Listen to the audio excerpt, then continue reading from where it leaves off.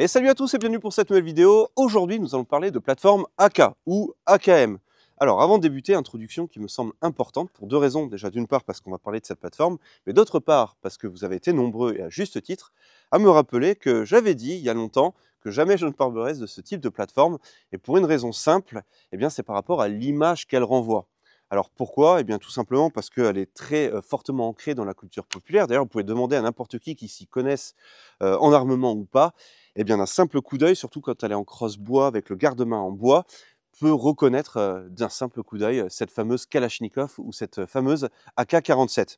Alors dans la culture populaire, on la retrouve dans des séries, dans des films bien évidemment, mais également dans la vraie vie, hein, parce qu'elle est tenue malheureusement par des mauvaises personnes. D'ailleurs, c'est une des raisons pour lesquelles vous l'avez sur certains drapeaux, hein, pour des groupes extrémistes, pour pas dire autre chose, et qu'encore aujourd'hui, elle est utilisée pour commettre les pires atrocités finalement. Alors certains d'entre vous me diront, pourquoi cette arme et pas une autre? Alors il y a plusieurs raisons. La première, peut-être, eh bien c'est tout simplement parce qu'elle a le syndrome de la première arrivée. Fin des années 40, début des années 50, si je puis dire, donc ça lui laisse quand même pas mal de décennies hein, pour pouvoir tout simplement se répandre en centaines de millions d'exemplaires. La seconde, vous le savez bien, c'est facile d'utilisation. Je tire, je pousse, j'appuie, c'est à peu près les seuls ordres que vous avez à donner pour pouvoir l'utiliser. C'est pas cher de conception et de fabrication non plus. Je veux dire, ça, finalement, dans ces versions, elles sont quand même assez simples de sortie d'usine. D'autre part, il y a peut-être un aspect politique également, de par son pays de naissance. Et puis, il y a pas mal de licences qui ont été faites. Il y a beaucoup de pays aujourd'hui qui la fabriquent. Donc, finalement, c'est peut-être toutes ces raisons qui expliquent que cette arme, eh bien, elle soit si répandue à travers le monde. Bon, maintenant, il faut dédramatiser. Il ne s'agit que d'une arme, d'un enchevêtrement de plastique, de métal et bakélite et autres matériaux. Donc, moi, je ne souhaite pas faire fi de son histoire, je ne souhaite pas faire fi des personnes qui l'utilisent, mais je souhaite quand même prendre de la hauteur et je vous invite à faire la même chose en nous focalisant sur des aspects qui sont quand même super intéressants quand on y pense.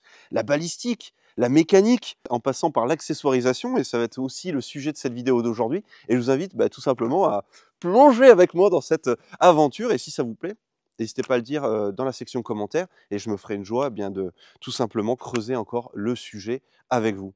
Je vous propose tout simplement de débuter cette vidéo. À tout de suite.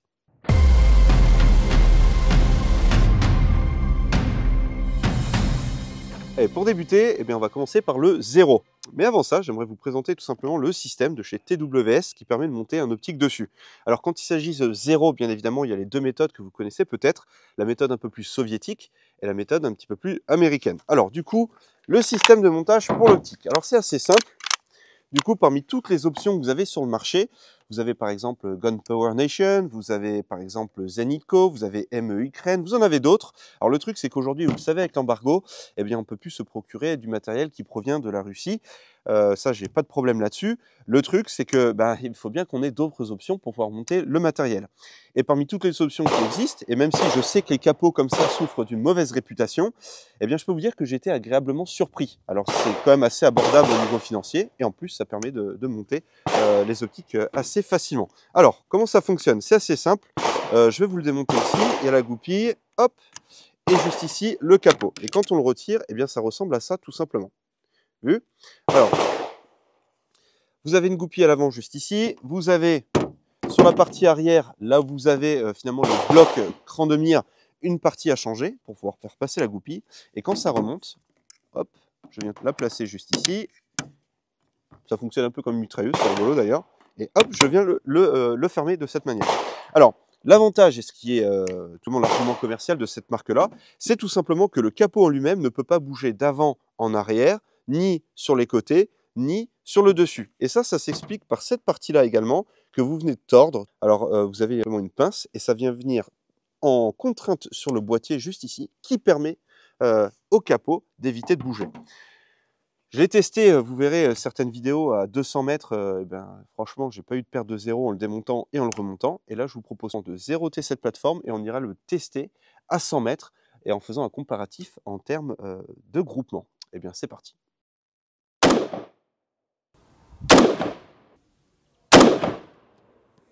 Allez, passons maintenant au résultat. Alors, comme je vous le disais tout à l'heure, en termes de zéro, quand on utilise le guidon et le cran de mire, il y a deux méthodes. La première, c'est la méthode soviète, le fameux rectangle, vous savez, noir, par 35 par 25. Et quand vous vous placez à 100 mètres, ça correspond pile poil à la largeur du cran de mire. Donc ça, c'est vraiment la bonne méthode. Je ne vous donne pas tous les détails, vous aurez compris pourquoi. La seconde, c'est la méthode un peu plus américanisée, où on n'avait pas des distances assez longues. Donc on zérotait plutôt à 25. Pareil, la hausse sur une certaine distance. Et donc, on rebasculait sur une autre configuration pour une utilisation un peu plus opérationnelle. Pareil, je vous donne pas tous les détails, vous comprendrez pourquoi. Mais voilà, en tout cas, quand vous avez cran de mire guidon, c'est les deux méthodes sur lesquelles on vient travailler. Alors ici, bon, il n'y a pas de souci. En termes de zéro, on est bon, on est plein fer. On va pouvoir passer à 100 mètres et voir lorsqu'on démonte ce capot, si on arrive à tenir le zéro et si c'est toujours exploitable à des distances un peu plus importantes. Eh bien, c'est parti.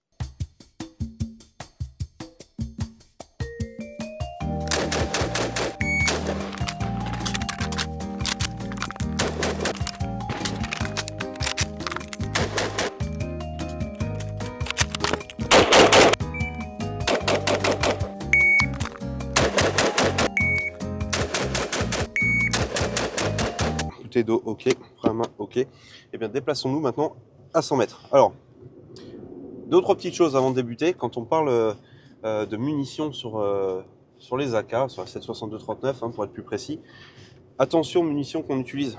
Parce qu'en fait, le problème, c'est que vous pouvez vous retrouver avec des munitions qui sont un peu corrosives et donc du coup, qui ont tendance à vous faire rouiller vos plateformes assez rapidement. Donc pour ça, c'est pas bien compliqué. Ce que vous faites, c'est que vous plongez votre AK, vous la démontez, vous la plongez dans de l'eau, vous la frottez un petit peu, et puis voilà, ça finit par partir, ça casse un petit peu les sels qui sont un peu corrosifs. Ça, c'est le premier point. Le deuxième point, c'est le fait que les gens disent que la munition 7.62-39, elle n'est pas précise. Alors déjà, il faut savoir de quoi on parle. Quand on parle de précision, est-ce qu'on parle de la plateforme? Est-ce qu'on parle de la munition? Et oui, parce que ça va dépendre de quoi ça sort. Si ça sort du SKS ou de l'AK-47, ce qu'il faut comprendre, c'est que ces plateformes, à la base, elles n'étaient pas forcément axées là-dessus, sur une grande précision. Elles étaient plutôt axées sur une simplicité de fabrication, d'utilisation, et donc du coup, de fiabilité également. Bref, je peux vous dire que chez les stratégiques, 300-400 mètres, ça fait des groupements de malades. C'est vraiment très très qualitatif. Donc du coup, c'est plutôt des on-dit, selon moi. Et puis aujourd'hui, les munitions, elles ont vachement évolué. Vous prenez la M43 de l'époque, ça n'a plus rien à voir avec ce que vous pouvez trouver aujourd'hui chez différents fabricants.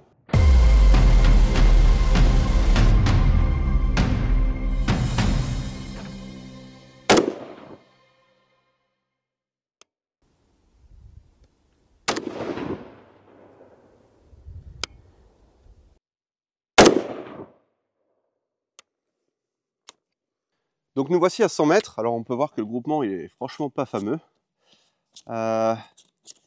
J'explique probablement cela aussi, parce que j'ai le soleil en pleine tête quand je suis sur la voiture là-bas, et je pense que ça peut jouer un petit peu.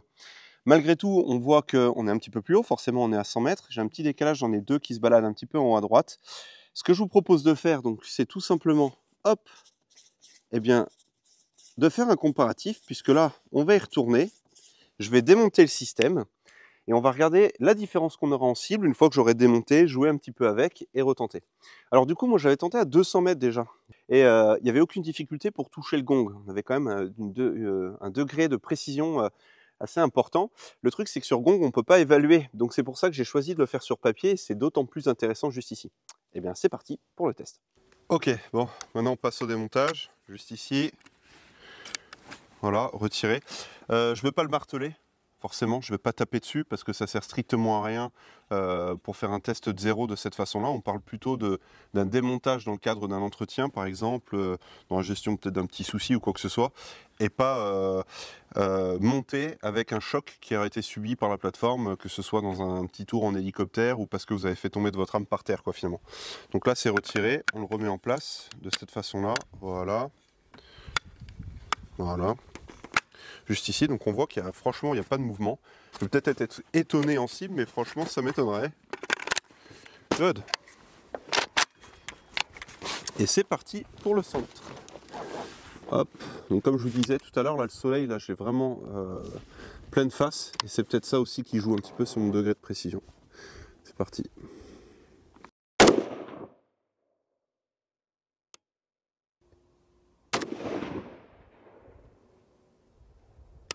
Alors pendant qu'on va au résultat, j'ai pu avec le temps tester plusieurs options finalement de montage pour des optiques. Alors sur une AK, il n'y a pas 36 endroits où on va pouvoir le faire. Vous pouvez monter sur le garde-main, vous pouvez monter sur, en lieu et place du cran de mire par exemple.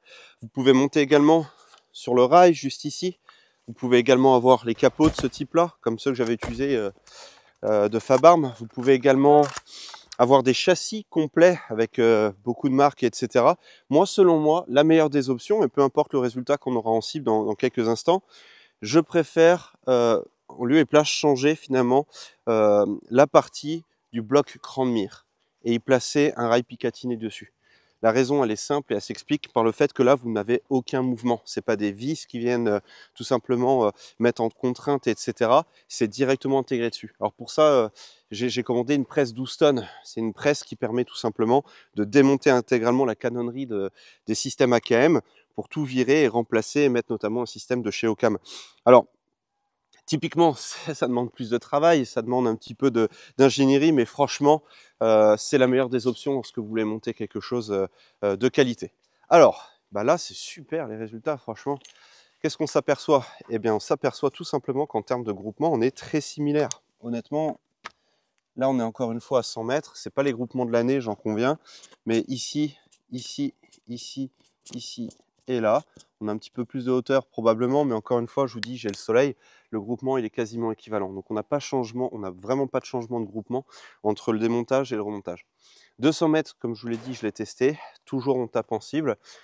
Idéalement, j'aimerais changer de munition, peut-être avec d'autres conditions de luminosité. Peut-être qu'on aura des résultats un petit peu différents.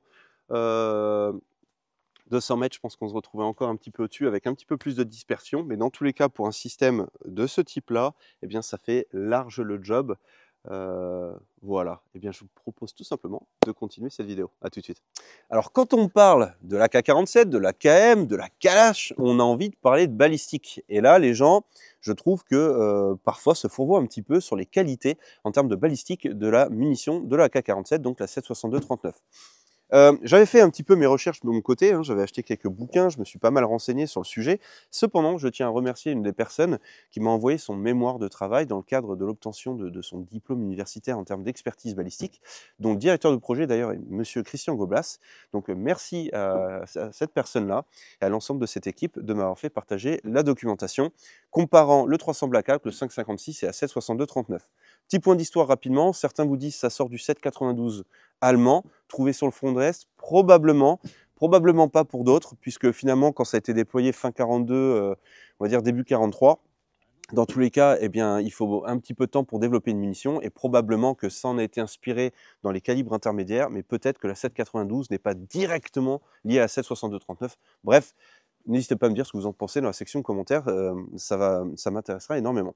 Alors, quand on parle de la munition 7,62-39, moi je vais me focaliser sur la M43. La M43, c'est une munition qui ne vole franchement pas très vite. Et en comparaison, la 5,56, elle va beaucoup miser sur sa vitesse. C'est là où ça va être intéressant. C'est une munition qui va fragmenter lorsqu'elle va atteindre sa cible. C'est une munition, la 5,56, qui est instable de nature. Donc on gyrostabilise, mais qui, quand finalement elle ne vole plus et qu'elle pénètre, eh bien, va tout simplement tourner et déchirer les chairs beaucoup plus rapidement que de la munition 7,62-39 M43. Quand elle pénètre, va avoir un canal permanent très similaire au canal temporaire. Donc finalement, ça a de l'énergie, mais ça a tendance à pas la transmettre puisque ça a tendance à traverser. Je ne parle pas des nouveaux calibres, attention, je parle vraiment de la M43. Alors quand on a une munition de ce type-là, on pourrait se dire « Ah bah c'est cool, ça traverse du métal, ça traverse du verre, ça traverse des parpaings, etc. Si, c'est super, Johan, c'est une super mune. » Oui, mais tout dépend ce qu'on veut en faire. Alors la 300 Blackout, c'est pas simplement une américanisation de cette munition-là. Hein. C'est vraiment, alors c'est comparable sur bien des aspects, mais c'est une autre munition. Ok, il faut pas tout confondre. Alors la 7,62-39, qu'est-ce qu'elle a du coup comme intérêt? Eh bien, le truc, c'est qu'elle a une capacité en poudre qui est assez faible. C'est pas une munition qui en a beaucoup. Et là où des munitions pourraient être qualifiées de overbore, comme ils disent en anglais, elle pourrait être qualifiée de underbore. C'est-à-dire, elle est très large, elle n'a pas beaucoup de capacité en poudre. Mais du coup, ça a quand même des avantages. Puisque finalement, ce type de munition-là, il y en a au moins 3, si vous devez retenir 3 principes là-dessus qui sont intéressants. La première, c'est qu'on va tout simplement pouvoir utiliser ça dans des canons qui sont très courts. Pourquoi? Parce qu'il ne va pas y avoir beaucoup de perte de vitesse entre un canon un peu plus long et un canon un petit peu plus court.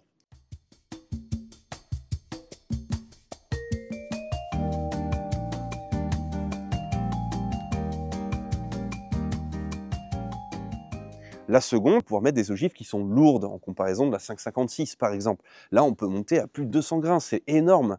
Et la troisième, et même si ce n'était pas prévu initialement, vous pouvez passer sur des munitions subso. Bref, vous l'avez compris, le panel d'utilisation de la 7,62-39, il est super large et super intéressant en fait en réalité. On n'a pas juste la M43. Mais voilà, j'avais envie d'un petit peu de casser le mythe et vous faire une sorte d'ouverture sur les munitions, sur tout le panel qui existe. Alors attention, quand on parle de balistique, et je finirai là-dessus, c'est pas aussi simple que de mettre un étui, une ogive dessus et balancer ça au travers d'un canon. Bien évidemment que les pressions, les poudres qu'on utilise, les poids d'ogive, certains me diront, bah, on n'a qu'à mettre plus rapide et plus léger. Mais en fait, ça fonctionne pas tout à fait comme ça affecte le coefficient balistique, etc., etc. Bref, c'est une munition qui, de facto, du coup, est très proche de la 300, et la 300, eh bien, on le sait bien, elle a des intérêts à des fins un petit peu plus balistiques lésionnelles. Bref, j'espère que cette vidéo d'introduction sur l'AKM, l'AK, la 7,62-39, le système de montage, etc. vous a plu. J'espère que ça vous a donné envie de vous y intéresser. Et puis surtout, moi je vous attends dans la section commentaires pour me dire, est-ce qu'on continue dans cette voie? Est-ce qu'on va explorer d'autres calibres, etc. N'hésitez pas à me le dire. Là, on écorche la surface, littéralement. Mais franchement, ça me plaît énormément. Et j'ai envie de développer ce sujet, mais seulement si vous, ça vous plaît, et puis vous avez qu'on y aille ensemble, tout simplement. Voilà. Merci à tous, merci pour tous vos retours, merci de m'avoir partagé autant de documentation dans le cadre de mes recherches. Et puis, il ne me reste plus qu'à vous dire à très bientôt pour une prochaine vidéo. Pardon, j'en perds mon latin. Prenez soin de vous et à bientôt. Ciao.